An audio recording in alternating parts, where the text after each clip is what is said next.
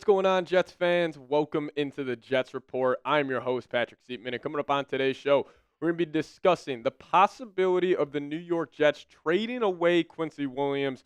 Rich Cimini dropped a very interesting nugget in an article over the past couple of days, so we get you guys the info there. And then also, Chris Olave, could he be reuniting with his college quarterback, Justin Fields, here in New York for the New York Jets? Well, we'll talk about it on today's show. But before we do so, I want to get you guys the Jets fun fact of the day. And we're going to take it back to 1973, where the Jets are the only team to play 6 straight games on the road in the Super Bowl era, obviously that being in the 1973 season.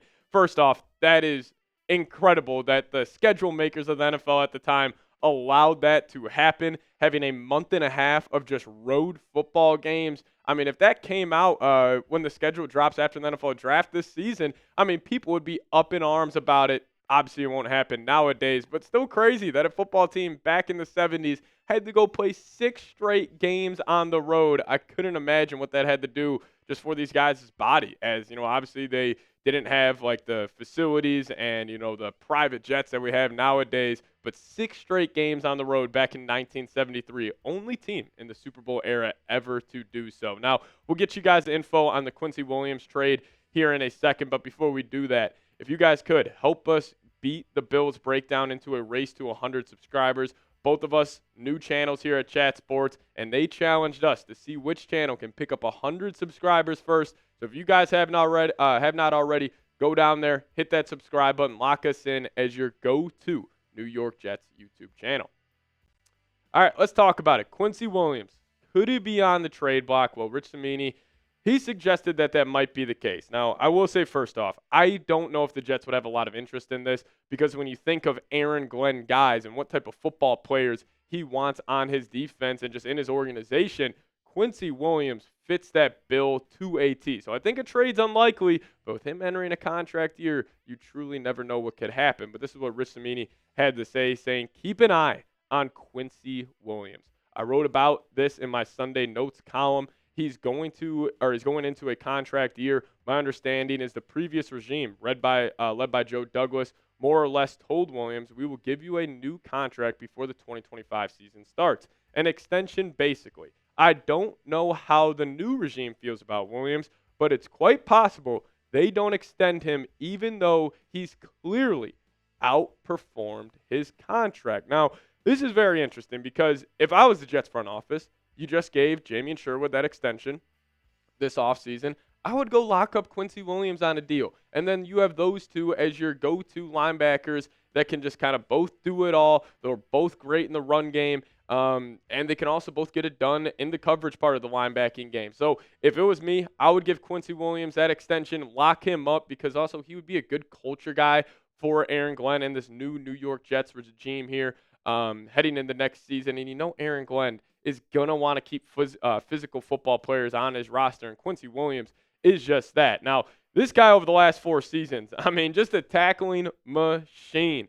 100-plus tackles in each of the last 4 years. 3 of the last 4 seasons having 10-plus TFLs as well, and he's also been able to pick up a couple of sacks here and there when he's asked to do so. Now, only 1 interception over the last 4 seasons, but he is very, very good in coverage, specifically back in that 2023 season where he was an all-pro. He had a PFF grade of 88.7 back in 2023. Now, obviously, he started his career off with the Jacksonville Jaguars, and he struggled during his first 3 seasons. But what I love about Quincy is that you have seen him just kind of get his feet wet in the NFL landscape, and you've seen the improvement year after year after year. And then he kind of had that breakout year back in 2023 where his overall PFF grade was 81.1, run defense 70.4, coverage grade 88.7. And this past season, you know, it was not as good as the 2023 year, but with also the turnover in the coaching staff.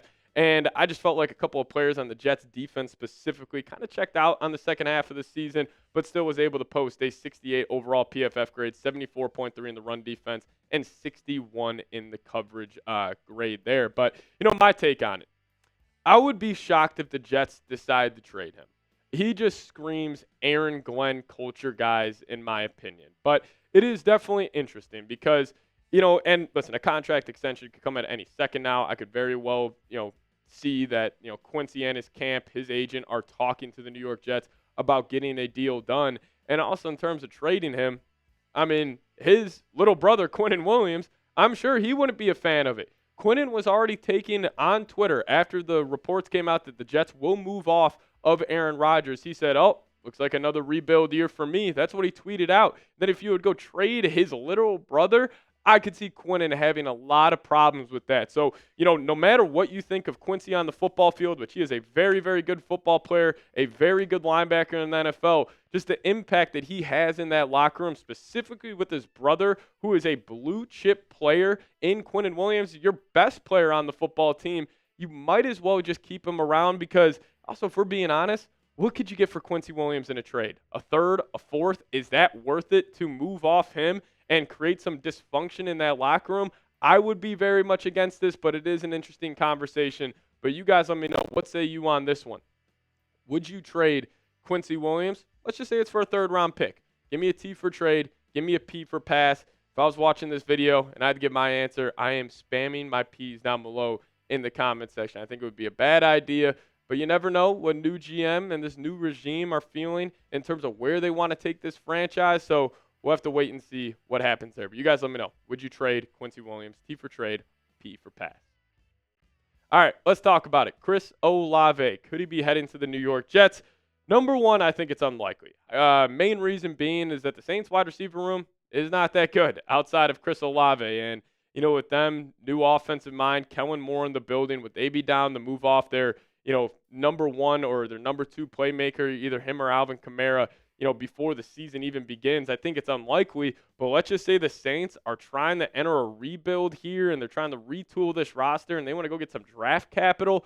Maybe the Jets just say, hey, screw it. We'll offer you guys our second round pick, that being pick number 42. I do think that would be the asking price for Chris Olave. I understand the concussions, big issue last year for him in terms of just, one, he's taken some big hits in his NFL career, and, two, concussions are just scary moving forward because if he has a couple of other ones, I mean, we've seen it play out with Tua, just how scary these injuries truly can be. But for a second-round pick for Chris Olave, I think that's enough for me to at least consider this being a possibility. Now, him over his first 3 seasons in the NFL, he's been very solid. And, his first 2 years with having shaky quarterback play down there in New Orleans, he was still able to eclipse over 1,000 yards. And even this past year, in just 8 games played, dealing with those injuries, he was still able to put up 32 catches, 400 yards. And I think he's got the potential to be, honestly, the best wide receiver, too, in the National Football League. And also this pick would give the Jets this trade would give the Jets even more flexibility